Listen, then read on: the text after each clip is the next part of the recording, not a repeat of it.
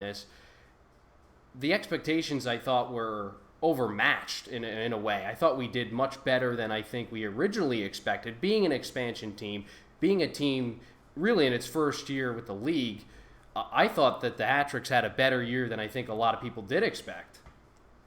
It's weird because, and I'm sure Zach will be able to give a more detailed history, line by line of it, is that it was new but not really, Mm-hmm. because Danbury had a couple of teams prior to the Hat Tricks. They had just had a 2-year hiatus between them and the other most recent team, the Danbury Titans.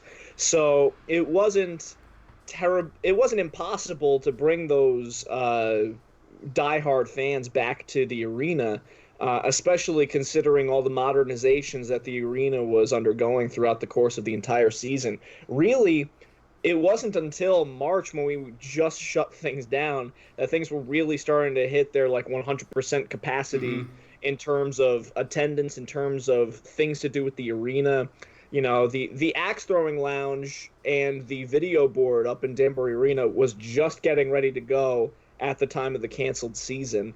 So just from an operations standpoint, it was surely successful in that regard.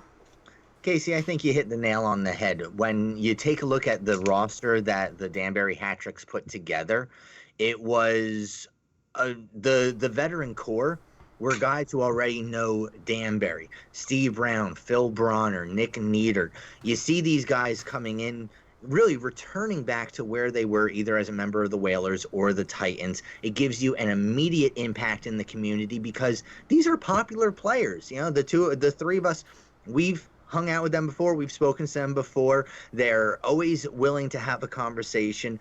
The same goes for the fans. You know, I'm struck by every home game. We have the players in the lobby afterwards signing autographs, and you can't even walk through that area because they're that popular. So I, I'm what I remember is one of the very first videos that Casey and Jack, you guys produced.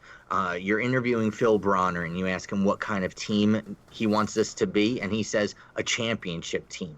That was the message going in, and they rattled off 11 wins in a row. I still believe if we had played this season to its conclusion, they still would have won the Eastern Division, and they would have made one heck of a run in the playoffs as well.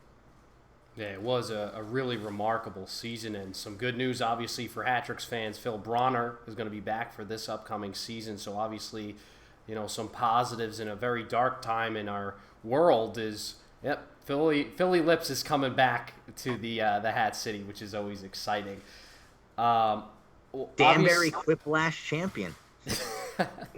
And also someone who could very much so show us up in the beard department. Like he oh, would embarrass us. absolutely, absolutely. He's actually my inspiration for not shaving, much to my wife's chagrin. But I show her a photo of Phil Bronner, and I go, honey, this is what I need to go for. Right. And then she rolls her eyes and walks away. It Yeah, happens. he's got a fantastic beard, best facial hair, arguably in the Fed. Ahmed Mahfouz would probably be upset about that statement, but we could have him hash it out at center ice if need be. Speaking of Ahmed Mahfouz and the Elmira Enforcers, they were picking up a lot of steam towards the end of the season. I want to get your guys' opinion. Do you think that they had enough? Obviously, it's all hearsay, and what your specific opinion is, we'll never know towards the end of the season what would have actually happened. But do you think Elmira had enough of the tank, and were they the biggest threat to Danbury's success in the postseason? I don't think it's a question that they were Danbury's biggest threat as far as the Eastern Conference goes. I mean, sure, Watertown was doing fine with Ryan Marker as their number one, but there was just that top line in Elmira of George Mahfouz and Timofeyev, who had just gotten added to the roster as well. They had the kind of offensive talent up front that is necessary in this kind of league to where you can get away with Tyler Jurich not crossing the red line because the puck is always in the opposition end. It also helps the fact that they had a sort of I don't want to say a softer schedule, but they did kind of run into a stretch where they were playing the Mentors, the Delawares, and the Battle Creeks of the world all in a row, so that they could get their bearings together and learn to cope with Jurich on their team as well as Mafuz, and kind of get their cohesiveness to a point to where they could be an offensive dynamo. Would it be enough to beat Danbury? I'm not very sure. But it certainly would have been the kind of high-octane matchup that the fans of this league would have absolutely loved. There probably would have been a lot of 7-6 or 8-7 kind of contests. Casey, you mentioned that they had a soft schedule. Don't be so hard on them. They had the easiest schedule for any team in this league through the end of the playoffs. It would have been a great opportunity for Mafuz and Jurich to really mesh together, because I could see Ahmed Mafuz feeding Tyler Jurich in the slot all day long. If Jurich had a game where he didn't score a hat trick, they would consider it a bad game, because that's how dangerous of a shooter Tyler Jurich is. That's how good of a passer Ahmed Mafuz is. I said earlier that I thought Danbury could have won the division. If Danbury, we worked out the math at some point. If Danbury dropped a single game, and assuming Elmira won out, they would have been in first place. And that would have been a real interesting playoff breakdown, because Watertown was really locked into the third position. You had Delaware chasing after Mentor, which they had the opportunity to catch them. We'll never find out if they would have or not. But just think about the travel that goes into that. You know, if you're the first place team, do you want to go to Mentor, Ohio? Do you want to go to, Harrington, Delaware? Or if Elmira happens to drop a game, now they just have to go 2.5 hours away to Watertown. It's a very different playoff that you're looking at. Did they have the horses to make a run? Yes. Between Jurich, Mafuz, up front, Timofeyev, certainly. Their goaltending was pretty gosh darn solid as well. It would have been a real I'm very disappointed that we'll never get the true answer on how that would have worked out, because as Elmira was getting hot, Danbury was staying hot. Yeah, it is highway robbery that we didn't get to see the end, because that Eastern Finals matchup potentially between Elmira and Danbury probably would have gone the full series and would have been an exciting matchup. It's too bad that we weren't able to see that, but it really some good strides for the Federal Prospects Hockey League this season. I would say it's one of the more competitive, and we saw a lot less fighting. It was more so focused on the game of hockey itself. Of course, there were always your bout of fisticuffs here and there. One blip in the radar, though, we love them, the Battle Creek Rumblebees. The quickest turnaround, the worst team in professional hockey history, 145-2 overall. Guys, gone too soon from our hearts, Battle Creek. Pour one out. They had a contingent of, other supporters, not only hat-trick supporters, but across the league, that wanted Battle Creek to succeed so badly. They just didn't do it. Just talk a little bit about what their legacy kind of leaves on the game of hockey, the league itself. I think that their legacy is going to be one of the biggest catastrophes in hockey history, and it's glorious. It is like a beautiful kind of explosion that you just can't look away from, because every single aspect of this team was wrong. Their broadcasts were barely visible because the rink was dark and they were like glitchy as hell. So you couldn't even really get it together for like 5 minutes at a time. And if they were together, you would see that the team was wearing the worst jerseys ever conceived. And in those worst jerseys ever conceived was the worst roster ever conceived. Every single thing about this team was wrong, and it was beautiful, and I love them so much, and I'm so upset that they won't be around. That ESPN article was great, but like I DM'd with the author of the article afterward, being like, "Hey, that was a really great article. but like there's so much more there. There's so many more stories. And the guy's like, "Yeah, I know, but thank you very much. That was great. You could fill a book with that, I swear." Yeah. I remember the first Battle Creek game that I watched, and I wondered what was in the middle of my screen.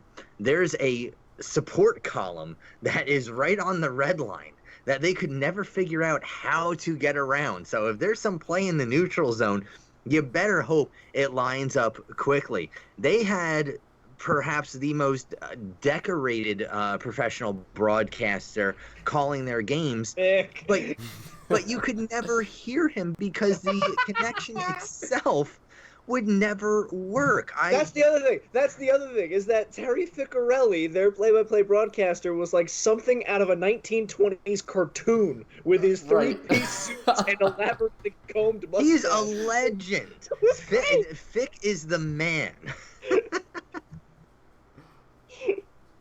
Yeah, I mean, you could just see how passionate, and you feel bad for him. You know, you feel bad for a guy like Adam Steele, who works so hard, who is so dedicated to this catastrophe of a hockey team, and you just talk to him either before or after the game, and he's like, I've never seen anything like it. You know, he had to move from the general manager position to the head coach position, you know, about the third of the way to the season, and there's nothing you can do at that point. He's trying every card that he has, and they just couldn't get out of their own way. Yeah, go ahead, Zach. I'm sorry. No, that was their biggest problem. And, you know, I would love to dive in deeper and find out, you know, did they have the practice slots, the rink available to them? Mm-hmm. The ESPN article made a point of talking about how important those Sunday afternoon public skates were at the rink in Battle Creek.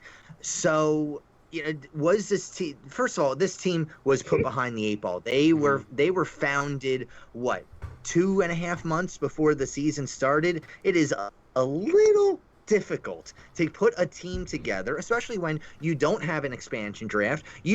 All the players you want to sign have already gone somewhere else. It like the Vegas Golden Knights. It was a band of golden misfits, and gosh, they weren't golden, but they are so near and dear to our hearts. It was pretty close to gold, though. It was bright neon yellow with honeycomb designs. Yeah. It was pretty darn close. Matt, what is the opposite of an inaugural season of the Vegas Golden Knights where you go to the Stanley Cup final?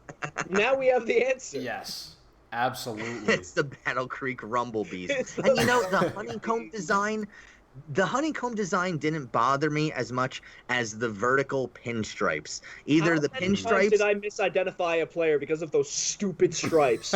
Sure. Always looked like 17. Blame the uniform as much as you want, Casey. Mm-hmm. It's okay. We support you.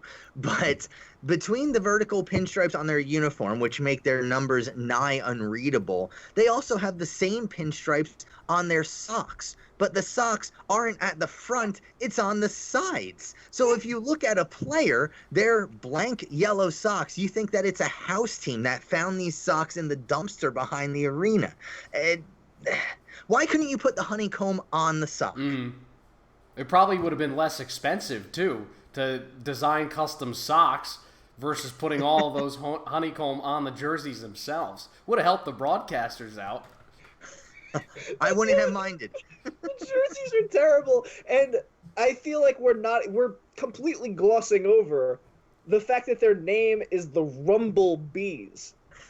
We're completely glossing over the fact that their name itself is so profoundly dumb that it's impossible not to laugh.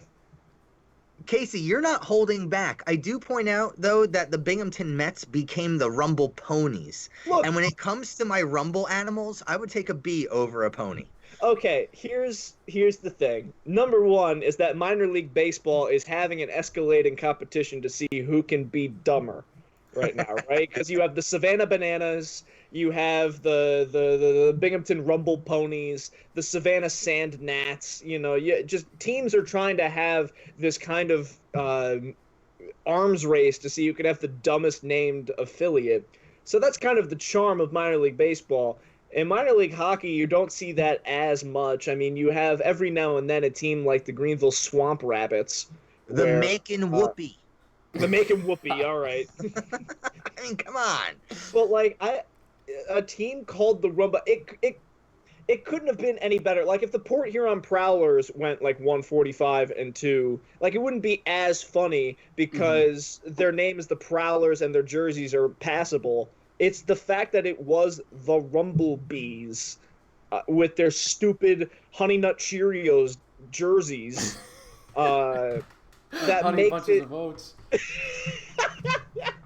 I'll say this: when it comes to the Rumblebees logo, having the Michigan as the glint in the eye, that was fantastic. That's a fantastic. That part is clever, but like when you consider everything else, right down to the fact that their roster is about as sturdy as Honey Nut Cheerios that have been left in the milk overnight, it's just a perfect conglomeration of wrong. There's something with Battle Creek's uniforms that I don't feel like we've touched on before. But if you look at their helmets, they had almost like they had the opposite Michigan. And I don't know what they were going for there. It was the Battle Creek Stumblebees from out of the gate. The rumbling, bumbling stuff. The entire season. So